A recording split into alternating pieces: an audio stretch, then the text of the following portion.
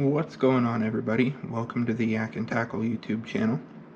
Today I'm doing an unboxing and first impression / review video of the Shimano Curado DC, specifically the 201HG, which is the left-hand side reel model with the 7:1, I believe, gear ratio. So the 201, the 1 means that it's the left-hand side, and then the HG designation means that it's the 7:1 gear ratio. So let's get right into it.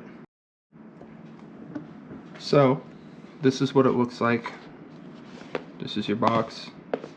I got this full price at Cabela's Bass Pro Shops. I think I spent $314. I have already unboxed this reel and spooled it up. It wasn't until I was done spooling it that I thought of doing a video about it. So I put it back in the box, pretty much just got it to look like it did when I pulled it out of the box, or as close as I could to it. I mean, the only difference between mine and what you're going to see in the box is that mine has line on it. So when you open up your box, not really much to see in here. You've got your reel wrapped in bubble wrap. Just set that off to the side real quick. Inside the box, not really much in here. We've got your user manual,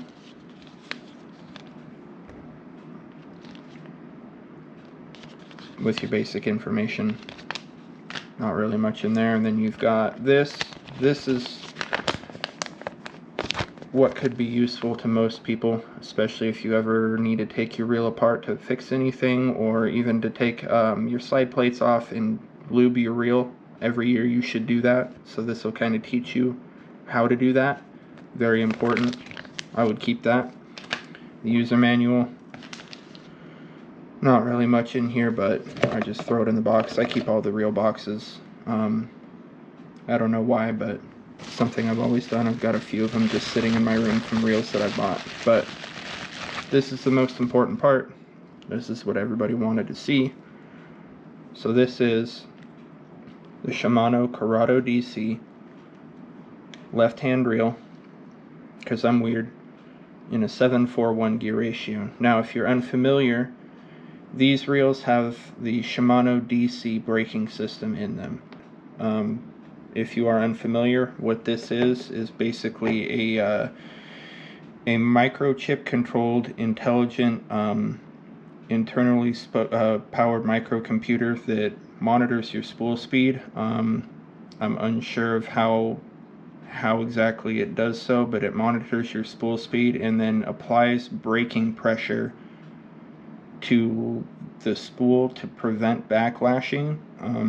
You can correct me in the comments if I'm wrong on that, but I'm pretty sure that's basically how it works, the surface level of how it works anyway. This reel, compared to most reels, basically the same. You've got your spool tension knob on the left hand side, just like normal. You've got your drag, just like normal. But where it starts to get different is right here on the side. Now, I don't know if my camera is going to focus on this too well, but this black dial right here, this is your brake. Now, unlike your traditional baitcaster, which I've got another one right here I'll show you, on your traditional baitcaster, you have a multi-position switch on the side of your reel that usually has between 10 to 20 positions in which that can be set to give you more or less braking pressure. On this one, you've only got four different settings, one being the lowest, and I believe 4 being the highest. And then there's also a position past 4 on the dial that allows you to open up the side plate to get inside of it if you ever need to lube the inside of the reel or look at the braking system for whatever reason. That's how you do it. Now, one important thing, if you're somebody who's just getting one of these and watching tutorial videos on it, this is something that I've noticed, and then I did some research on it and found out that I was not the only one with this what I thought was an issue, but turns out it's just how the reel is designed. Excuse me. This dial on the side of the reel is very hard to move between the positions. To go from 1, 2, 3, or 4, it requires a lot of force, more force than what I thought you should be putting into something like that. At first, I honestly thought my reel was messed up, and I was thinking about going back to Cabela's Bass Pro Shops and returning it, but after doing some research, I figured out that that's kind of just how this reel is. So this dial on the side for your brake is not very easy to move. So if you're somebody who's just getting one of these and you've tried to move this dial and it's not, easy, or you can't make it move, apply a bit more pressure, more than what you would honestly think you need. It'll move, it's just not easy. So that was one thing that kind of caught me off guard with this right off the bat.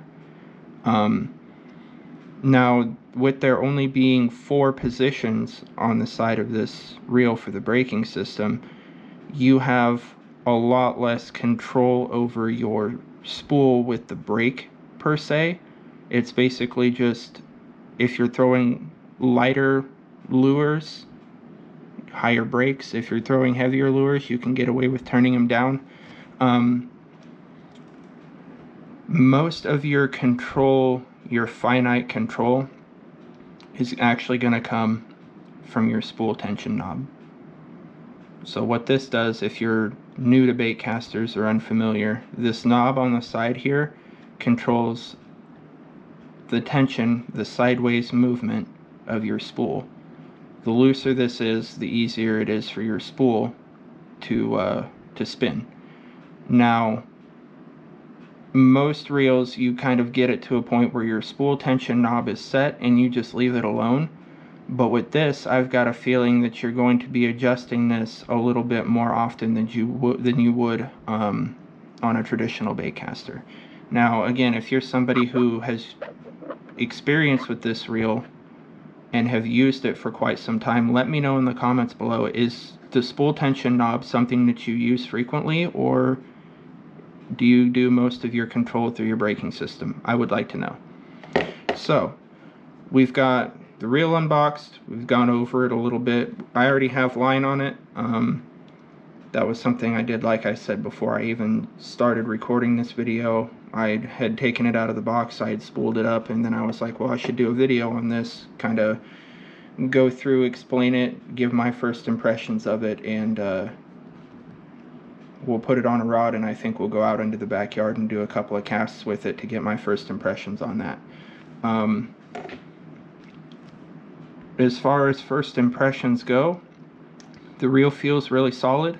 It is a 200 size reel, so compared it to, this is a Bass Pro Shops brand Johnny Morris Signature Series 681. Really nice reel. I actually love this thing. I've used this for a couple years now. I really like this reel. If you've ever seen one of these in Bass Pro Shops before, or Cabela's, and thought about getting one and you're on the fence, I would honestly recommend it. This is a great reel. I'm not going to put this on the shelf. I'm actually going to put this on another rod. This reel is going on the rod that this reel was on, but I'm going to repurpose this because I really do like this reel a lot. It's about the same size. As you can see, the crank handle is a little bit longer, just by looking at it through the camera here. That's going to give you more leverage when you're reeling, so it's going to make pulling in those bigger fish a lot easier. The longer the handle you have, the more leverage you have when you're turning, so that's going to be helpful. Other than that, it feels like a really solid reel so far. Everything turned smoothly when I spooled it up for the first time. So what I think I'm going to do now is get this reel onto a rod real quick and do a little bit of basic setup on it. I'll tie a bait onto my rod, get it set up, do the standard drop test, and we'll go out into the backyard and do a couple casts real quick to get my first impressions. Alright, we are outside. I apologize for the wind noise and the airplane. So we've got our reel. I just went and tied on just a regular old chatterbait Evo. Geez, that wind is bad today, and it is not very warm out here. So we're gonna do this quick. So I've got my reel set up. I did the drop test. It stops when it's supposed to.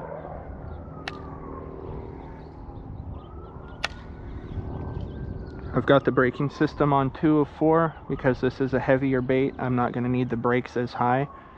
I'm standing out here in my backyard. This house right here, no one lives in it, so I'm just going to cast from my yard into theirs a couple of times, get my first impressions of this guy, and we'll wrap up this video. So here goes nothing. Okay, well, I guess it just can't compensate for bad fishermen. My excuse here is that I haven't used a reel and gone fishing in several months. No need to fear. Pretty easy to get out. There we go. I'm also casting straight into the wind, which does not help. Okay. Backlash out, reel up your line, go retrieve your hook out of the neighbor's yard.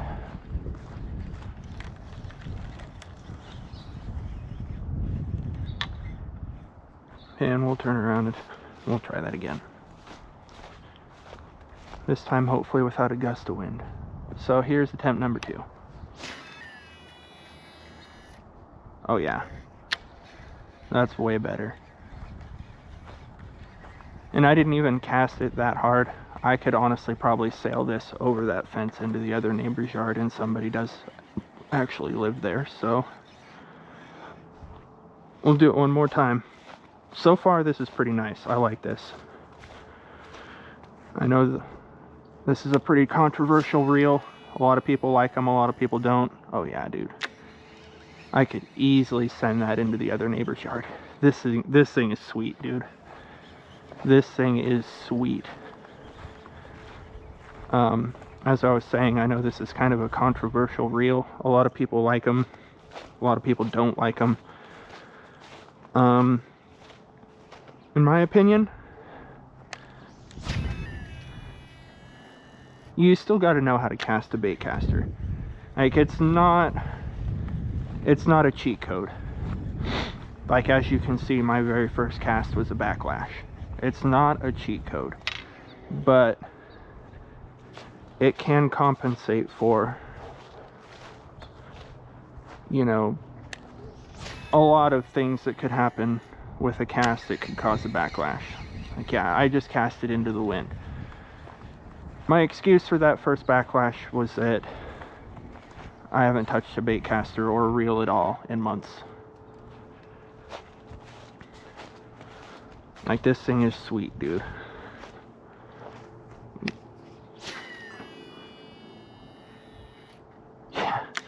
Yeah. That's just a graceful, not trying to send it into orbit or anything, and it's almost clearing the other neighbor's yard. And I'm walking at least halfway into mine. Let's go farther back. And we'll really try to send it here. Yeah, dude. Still. This thing is awesome.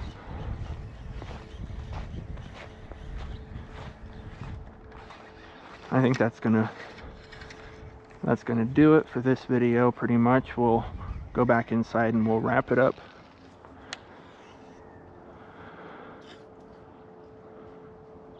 Got snow all over my chatterbait.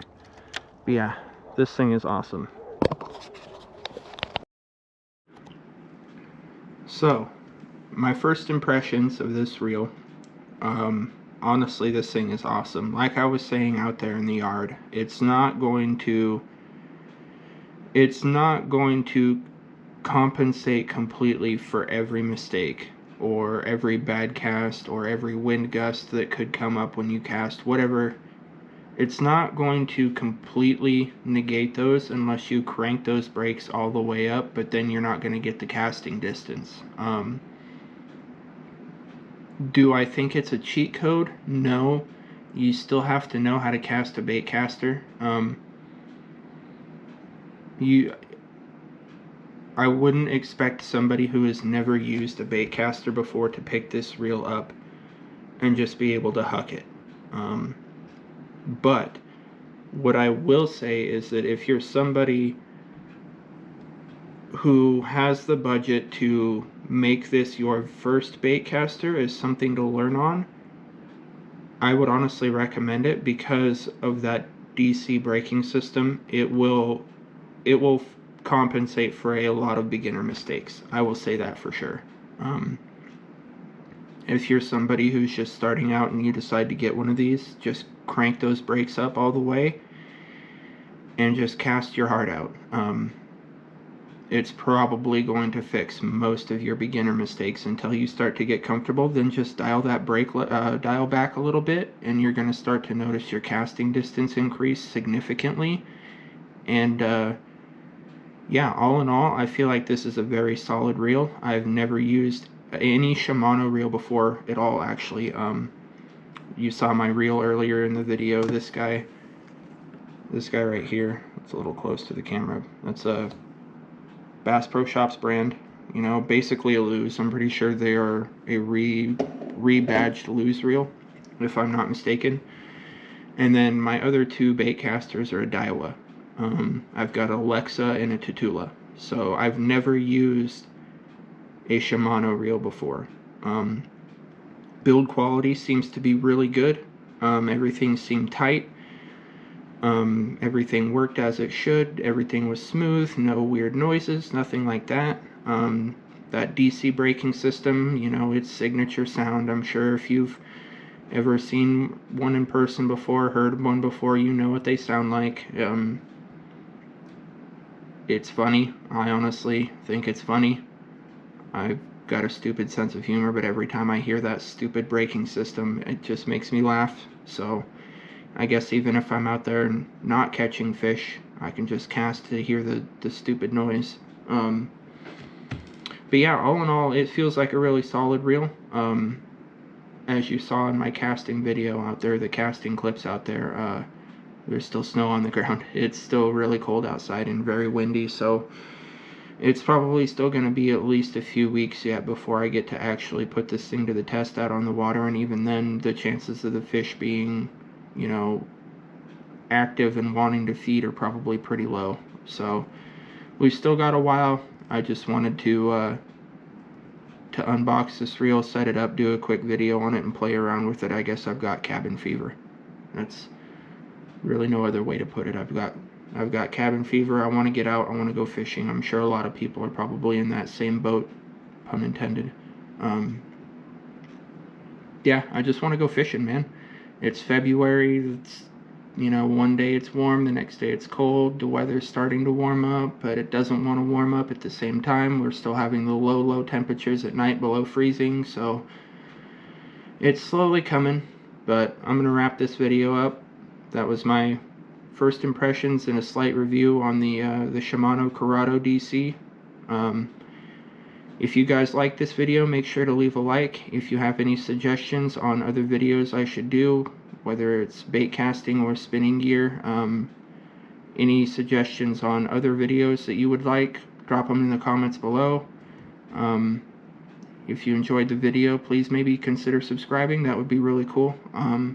My goal is to hit 100 subscribers by the end of the year, so I think that's pretty attainable. We're in February now. Fishing season is supposed to kick off pretty soon, so I feel like a modest goal of 100 subs by the end of the year is easily attainable. So if you guys could help me out by hitting that subscribe button, that would mean a lot. I really appreciate it. Thank you guys for watching. Have a great day.